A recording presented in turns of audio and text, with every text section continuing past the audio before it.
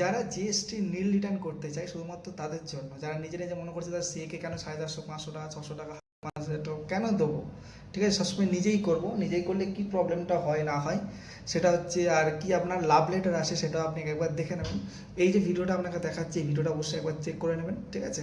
কেননা আমি সবসময় শুধুমাত্র এটুকুই বলে রাখি, আপনি নীল রিটার্ন আজকের যদি করেন, আগে নীল রিটার্ন করেছেন, আজকের পর্যন্ত কিছু ভুল থাকলে আপনি কিন্তু ওটা ভেরিফাই করেও বুঝতে পারবেন না যে আপনার কাজের মধ্যে কোথাও না কোথাও ভুল রয়েছে। সবচেয়ে জিএসটি নীল রিটার্নের সবচেয়ে বড় প্রবলেম হচ্ছে এটাই, যে আপনি কোনোভাবে বুঝতে পারবেন না যে জিনিসটা ফাইলিংয়ে ভুল রয়েছে, আমি আজকে যাটা কিছু করে দিই, পরে আবার দেখা যাবে, এরকম কোনো কিছু ব্যাপার নয়। যে আমি মনে করি আপনি জিএসটি নীল রিটার্ন করলেন, করে অন্য কাউকে দিয়ে চেক করাবেন, সেই চেক করার পজিশনটাও নেই টোটালি। আপনি নিজে না করেন, আপনাকে একজন না করে, অনেকে সিএ রয়েছে, অনেক চার্টার অ্যাকাউন্ট রয়েছে, চার্টার অ্যাকাউন্টকে দিয়ে করাবেন, বারবার করে বলছি, কোনো এক্সপার্ট নয়, চার্টার অ্যাকাউন্টকে দিয়ে আপনি জিএসটি নীল রিটার্ন করাবেন। যারা সিএ চার্টার অ্যাকাউন্ট আছে তারা রুল রেগুলেশন সব কিছু আপনাকে ভালোভাবে বুঝিয়ে দেবে, তারা সবচেয়ে ভালোভাবে জানে। এবার আপনি 10টা চার্টার অ্যাকাউন্টকে জিজ্ঞেস করলেন, যেখানে কম হবে সেখানে করুন, বাট জিনিসটা নিজে নিজে করবেন না, ঠিক আছে। আর অবশ্যই অবশ্যই এই ভিডিওটা একবার দেখে যাবেন। कि रिटर्न खुद फाइल करनी चाहिए। बिल्कुल भाई, देखिए क्वेश्चन ये आता है कि क्या आप खुद फाइल कर सकते हैं या खुद फाइल करनी चाहिए। जी जी। दोनों का आंसर देता हूँ। अगर आप पूछेंगे जी खुद फाइल कर सकते हैं, जी बिल्कुल कर सकते हैं। मगर अगर आप बोलेंगे कि खुद फाइल करनी चाहिए, तो मेरी तरफ से बिग नो है। कारण क्या है, जीएसटी रिटर्न के अंदर दिक्कत क्या है कि जीएसटी रिटर्न के अंदर अगर आप गलत डाटा भी भरोगे ना, जी जी। तो भी आपकी रिटर्न फाइल हो जाएगी।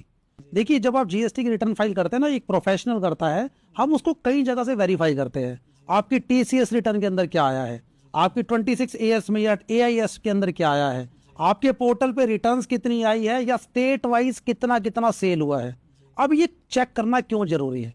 सर, आप रिटर्न फाइल करते हैं जीएसटीआर 1, जिसकी लास्ट डेट होती है 13 या 11, एज द केस में भी। अगर आप मंथली भर रहे हैं तो 11, अगर आप क्वार्टरली भर रहे हैं तो 13। मगर ई कॉमर्स ऑपरेटर यानी कि फ्लिपकार्ट, मीशो, अमेजॉन को भी जीएसटी की एक रिटर्न फाइल करनी होती है, जीएसटीआर 8। आप जीएसटीआर 8 उसका नंबर है, आप गूगल मारेंगे आपको पता लगेगा, उसकी लास्ट डेट होती है 10th ऑफ एवरी मंथ। अब वहां होता क्या है सर, जो आप फाइल करने वाले हो ना अपनी रिटर्न में, वो डॉक्यूमेंट जीएसटीआर 8 के थ्रू ई कॉमर्स ऑपरेटर यानी कि फ्लिपकार्ट ऑलरेडी जीएसटी डिपार्टमेंट को दे चुका है आपके जीएसटी नंबर पे। अब क्या है, जीएसटी डिपार्टमेंट के पास ऑलरेडी आपका डाटा जा चुका है। अब आपने रिटर्न जब फाइल करी तो आपको नहीं पता कि उनके पास क्या डाटा है, आपने अपनी नॉलेज के हिसाब से रिटर्न फाइल कर दी, मे बी पॉसिबल वो गलत है। अब ऐसा नहीं है कि जब आप रिटर्न फाइल करने लगोगे तो जीएसटी जो डिपार्टमेंट आपको कोई पॉपअप देगा या कोई वार्निंग देगा कि भाई रिटर्न गलत है, ठीक कर ले, कुछ नहीं है।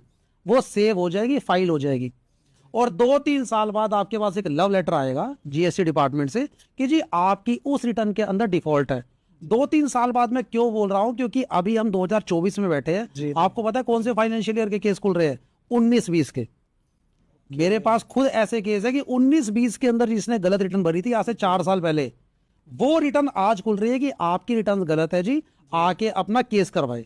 तो सर 3-4 साल बाद ये जो रिटर्न आपने फाइल करी है, या जो प्रोफेशनल के 500-1000 रुपए बचाए हैं, ये ऐसा बवासीर बन के निकलेगा कि आप ना किसी को बता पाओगे कि आपके साथ हुआ क्या है, और ना छुपा पाओगे।